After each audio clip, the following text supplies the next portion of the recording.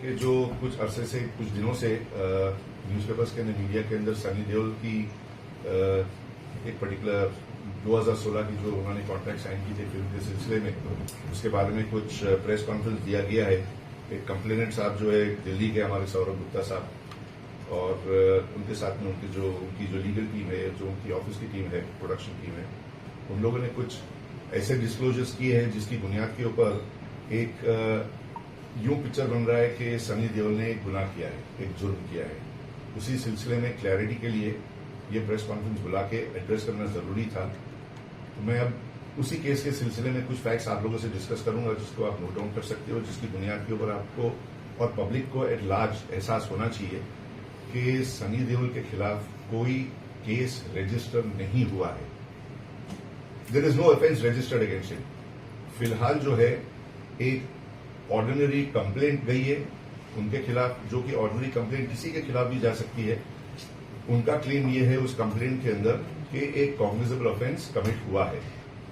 अब पुलिस जो है अपना काम करेगी, सीआरपीसी के तहत वो इंक्वायरी कंडक्ट करेगी। जब इंक्वायरी कंडक्ट करने बैठते हैं तो पुलिस ऑफिसर को ये देखना पड़ता है कि भाई ट्रांजैक्शन किस किस्म का ट्रांजैक्शन है। इन्वेस्टिगेशन और इंक्वायरी दोनों जो है वो सुप्रीम कोर्ट की बताई हुई गाइडलाइंस की बुनियाद पर उनको इन्वेस्टिगेशन करनी पड़ती है, उनको इंक्वायरी करनी पड़ती है। सुप्रीम कोर्ट की गाइडलाइन जैसे आप सब जानते हो, ललिता कुमारी के केस के अंदर अगर कॉग्निजेबल ऑफेंस हुआ तो आपको केस रजिस्टर करना पड़ता है। अगर वो डिस्क्लोजर किसी कमर्शियल ट्रांजैक्शन के सिलसिले में है या कोई मैरिटल इश्यू के सिलसिले में है तो सुप्रीम कोर्ट का कहना है कि इन्वेस्टिगेटिंग ऑफिसर को लाजिम है कि पहले वो इंक्वायरी कंडक्ट करें। इंक्वायरी कंडक्ट करने के दौरान उसको सिर्फ कंप्लेनेंट की नहीं सुननी, उसको सामने वाले ऑपोजिट नॉन एप्लीकेंट की भी सुननी पड़ती। नॉन एप्लीकेंट मैं कह रहा हूं, एक्यूज नहीं कह रहा हूं। एक्यूज इसलिए नहीं कह रहा हूं कि आज की तारीख पर एफआईआर नहीं है। एफआईआर होने के बाद में ही आदमी एक्यूज बनता है, उससे पहले वो नॉन एप्लीकेंट रहता है। नॉन एप्लीकेंट को बुला के उसकी सुननी पड़ती है, उसका मटीरियल प्रोड्यूस करेंगे, उसकी मटीरियल की बुनियाद पे नॉन एप्लीकेंट का मटीरियल, एप्लीकेंट का मटीरियल बैठ के कंपेयर करेंगे और फिर ऑफिसर जो है इंक्वायरी के तहत ये डिसाइड करेगा कि ये फैक्ट्स ऑफ द केस एक कॉग्निजेबल ऑफेंस डिस्क्लोज करता है कि नहीं। अगर कॉग्निजेबल ऑफेंस डिस्क्लोज हुआ तो ड्यू प्रोसेस ऑफ लॉ के तहत उनको सबसे पहले एफआईआर रजिस्टर करना होगा, जो कि आज की तारीख के ऊपर इस केस के सिलसिले में कोई एफआईआर नहीं है। फिलहाल इंक्वायरी एक थ्रेशोल्ड के ऊपर है, यानी कि सिर्फ एक लेटर इश्यू हुआ है। उस लेटर की बुनियाद के ऊपर अगर पुलिस ऑफिसर सनी देओल को बुलाता है और अगर उसका स्टेटमेंट रिकॉर्ड करना चाहता है तो सबसे पहले तो हमें यह मालूम होना चाहिए कि उस कंप्लेंट के अंदर है क्या, कि जिसकी बुनियाद पर मैं अपना मटेरियल प्रोड्यूस करूंगा। कॉपी ऑफ द कंप्लेंट हमने मांगे, पुलिस ने हमको कॉपी ऑफ द कंप्लेंट देने से इनकार की, क्योंकि इट्स नॉट अवर राइट और उनको देना नहीं देना उनकी प्रेरोगेटिव है। लेकिन कॉपी ऑफ द कंप्लेंट हमने पढ़ी है, कॉपी ऑफ द कंप्लेंट के अंदर जो एलिगेशन वो हमने पढ़ के हमने नोट डाउन किए हैं और उसी मटेरियल की बुनियाद के ऊपर आज मैं आपको बताना चाहता हूं कि जो contents of the complaint of mister Saurabh Gupta है उसमें आप ऑफेंस तो जाने दो, कॉग्निजेबल ऑफेंस तो जाने दो, मैं तो कहूंगा कि नॉन कॉग्निजेबल ऑफेंस भी नहीं बनता। यानी कि जो इन्फॉर्मेशन इन्होंने अपनी कंप्लेंट में दी है उसके अंदर एक एनसी भी रजिस्टर नहीं हो सकती है, एफआईआर तो दूर की बात है। अगस्त 2016 के अंदर सब्जेक्ट टू करेक्शन 16 के अंदर इन्होंने सनी देओल साहब को अप्रोच किया था एक पिक्चर बनाने के सिलसिले में। डिस्कशंस हुए, जो भी हुए वो कॉन्ट्रैक्ट के अंदर लिखे हुए हैं। कॉन्ट्रैक्ट के डेप्थ में मैं आपसे जाऊंगा नहीं, बिकॉज इट्स नॉट राइट कि अब जो है वो इंक्वायरी थ्रेशोल्ड के ऊपर है। मुझे वो सारा का सारा मटेरियल पुलिस के सामने प्रोड्यूस करूंगा तो सही निकाल आएगा। I don't want any trial by media. नहीं तो सौरभ गुप्ता साहब है, उनके वकील जो है ऑब्जेक्शन लेंगे, you are trying to enter into an avenue and avenue of trial by media. I am not asking for trial by media, so I am not going to discuss with you the defence of the case. 2016 का जो इनका agreement था जिसकी बुनियाद के ऊपर इनको sign करने थे, उसी के सिलसिले के ऊपर ये पूरा कंप्लेंट का दारोमदार बना हुआ है।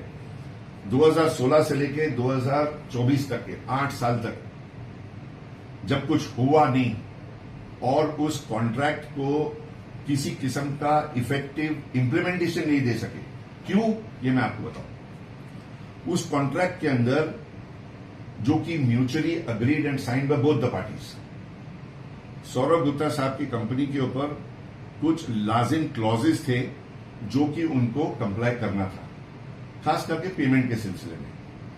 पेमेंट एक ऐसी चीज है कि हर एक आदमी चाहता है कि कॉन्ट्रैक्ट के अंदर मेरा पेमेंट सिक्योर हो।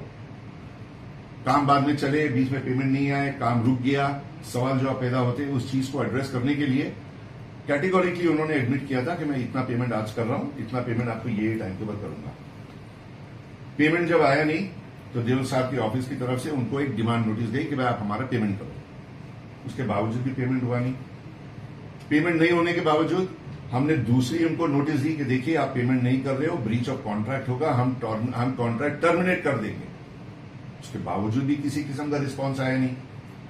उसके बाद में हमने नोटिस दी कि भाई देखो हमने तुम्हारे को मौका दिया था पेमेंट करने के लिए, हमने आपको नोटिस दी थी कि कॉन्ट्रैक्ट टर्मिनेट हो जाएगा, आप लोगों ने रिस्पॉन्ड नहीं किए, हम आज कॉन्ट्रैक्ट टर्मिनेट कर रहे और तुम्हारी अमाउंट जो है फॉरफीट कर रहे हैं। ये फॉरफीट करने का जो क्लॉज है वो अग्रीमेंट का हिस्सा है। ये फॉरफीट करने का क्लॉज हमारा डिसीजन नहीं था, ये फॉरफीट करने का क्लॉज कंसेंचुअल था, जो कि सौरभ गुप्ता साहब खुद एडमिट किए अग्रीमेंट में कि अगर मैंने किसी कॉन्ट्रैक्ट के कंडीशंस को ब्रीच किया तो आप मेरा अमाउंट फॉरफीट कर सकते हो। फॉरफीट करना या नहीं करना सामने वाले की मर्जी है। हमने उनको अपॉर्चुनिटी दी है, उन्होंने अपनी अपॉर्चुनिटी मिस कर दी, अमाउंट हो गया फॉरफीट। अब इस फॉरफीचर के खिलाफ इनकी जो है तकलीफ है कि भाई तुमने हमारे को फॉरफीट किए, और उसके बाद में अलग अलग एलिगेशंस भी है कि तुमने डायरेक्टर चेंज करने के लिए बोले, तुमने स्क्रिप्ट चेंज करने के बोले। इस एलिगेशन के सिलसिले में कोई रिकॉर्ड नहीं है। These are all oral allegations. अब कानूनी तौर के ऊपर सौरभ गुप्ता साहब क्या कर सकते थे और उनको क्या करना चाहिए था, जो कि उन्होंने नहीं किया, लेकिन इस केस को एक क्रिमिनल कलर देकर आर्म ट्विस्टिंग टैक्टिक्स के मुताबिक पैसे एक्सटॉर्ट करने का एक अटेम्प्ट है। यह हमारा केस है। हमने इनको जब डिमांड की, इनको नोटिस दी कि भाई हम टर्मिनेट